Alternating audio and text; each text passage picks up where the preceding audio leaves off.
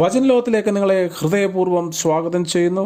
2 കൊരിന്ത്യർ ലേഖനം 1-ാം അധ്യായം 20-ാം വാക്യമാണ് ഇന്ന് നമ്മൾ ധ്യാനിക്കുന്നത്. ദൈവത്തിൻ്റെ വാഗ്ദത്തങ്ങൾ എത്രയുണ്ടെങ്കിലും അവനിൽ ഉവ്വ് എന്നത്രേ. അതുകൊണ്ട് ദൈവത്തിന് മഹത്വം ഉണ്ടാകുമാറ് അവനിൽ ആമീൻ എന്ന് തന്നെ. ദൈവം പറഞ്ഞ വാക്ക് യേശുക്രിസ്തുവിൽ കൂടെ നിവർത്തിക്കും എന്നാണ് ഈ വാക്യത്തിൽ കൂടെ നമുക്ക് മനസ്സിലാക്കാൻ കഴിയുന്നത്. അവിടുന്ന് വാക്കും മാറാത്തവനാണ്.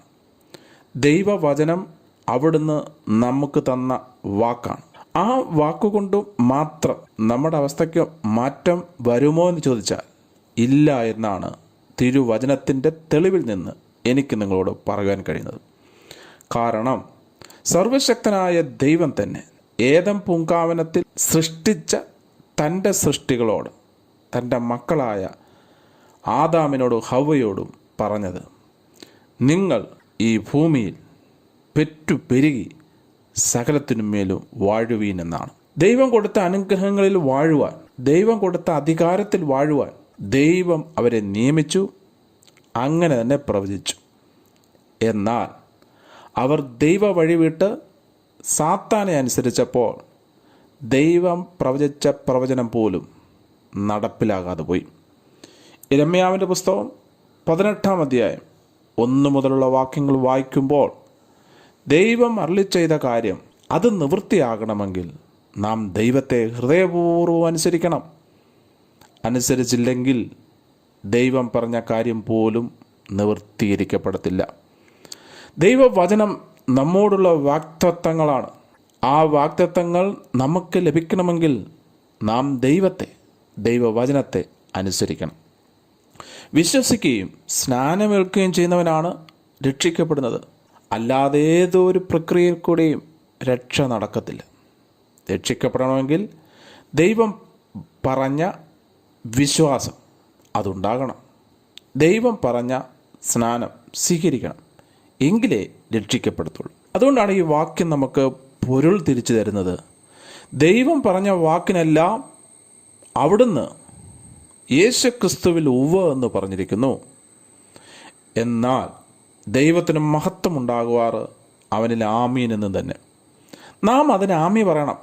കൊടുപ്പീൻ എന്നാൽ കിട്ടും, കൊടുത്തില്ലെങ്കിൽ കിട്ടില്ല. വിശ്വസിൽ സ്നാനപ്പെട്ട രക്ഷിക്കപ്പെടും. ദൈവത്തെ അനുസരിച്ചാൽ മാനിക്കപ്പെടും. ദൈവത്തെ അനുസരിച്ചില്ലെങ്കിൽ ജഡീയ ഇച്ഛകളിൽ, സ്വന്തം ഇച്ഛകളിൽ, സ്വന്തം താല്പര്യത്തിൽ ജീവിച്ചാൽ ദൈവത്തിൻ്റെ വാഗ്ദത്തങ്ങൾ ഒന്നും തന്നെ പ്രാപിക്കാൻ കഴിയില്ല.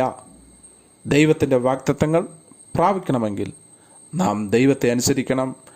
അവനിൽ നാം ആമീ പറയണം. അവിടുന്ന് എന്ത് നമ്മോട് പറഞ്ഞിരിക്കുന്നോ അതിന് ഞാനും നിങ്ങളും ആമീ പറഞ്ഞാൽ അവിടുത്തെ വാഗ്ദത്തങ്ങളെല്ലാം അവിടുന്ന് നമ്മിൽ നിവർത്തിച്ചു തരും. ഇന്ന് ഈ ദിവസം നിങ്ങൾ ദൈവവചനത്തിന് ആമീ പറഞ്ഞാട്ടെ. അവിടുന്ന് പറഞ്ഞ വാക്കിന് ആമീ പറഞ്ഞാട്ടെ. കേവലം ആമീ പറയുക, വാക്കുകൊണ്ട് പറയുക എന്നല്ല. ദൈവത്തെ അനുസരിക്കുന്നവർക്ക് അവിടുത്തെ വാഗ്ദത്തങ്ങൾ നിവർത്തിച്ചു തരിക തന്നെ ചെയ്യും. പിതാവേ, അങ്ങയുടെ സന്നിധിയിലേക്ക് ഈ പ്രഭാതത്തിൽ ഞങ്ങൾ അടുത്തു വരുന്നു. അങ്ങ് ഞങ്ങളോട് പറഞ്ഞ വാഗ്ദത്തത്തിനല്ല അങ്ങ് ഉവ്വ് എന്ന് തന്നെയാണല്ലോ അന്നും ഇന്നും എല്ലായ്പ്പോഴും പറയുന്നത്. എന്നാൽ ആ വാഗ്ദത്തങ്ങൾ ഞങ്ങൾക്ക് പ്രാപിക്കാൻ കഴിയാത്തത് ഞങ്ങൾ അങ്ങയെ അനുസരിക്കാത്തത് കൊണ്ടും അങ്ങയുടെ വചനമനുസരിക്കാത്തത് കൊണ്ടുമാണല്ലോ. ഈ സത്യം ഈ വചനത്തിൽ കൂടെ ഞങ്ങൾ മനസ്സിലാക്കിയിരിക്കുമ്പോൾ ഞങ്ങൾ പൂർണ്ണ ഹൃദയത്തോടെ അങ്ങേ അനുസരിപ്പാൻ അങ്ങ് സഹായിച്ചാട്ടെ. അങ്ങയുടെ വചനമനുസരിച്ച് അങ്ങയുടെ വാഗ്ദത്തത്തിന് ആമീ പറഞ്ഞത് സ്വീകരിപ്പാൻ അങ്ങ് സഹായിച്ചാട്ടെ. ഇന്നെന്നെ കേൾക്കുന്ന എല്ലാവർക്കും രോഗസൗഖ്യം, വിടുതൽ, നന്മ, അനുഗ്രഹം, പരിശുദ്ധാത്മാവിൻ്റെ നിറവ്, ജയജീവിതം ഉണ്ടാകുമാറാകട്ടെ. യേശുവിൻ പരിശുദ്ധ നാമത്തിൽ ആമേൻ.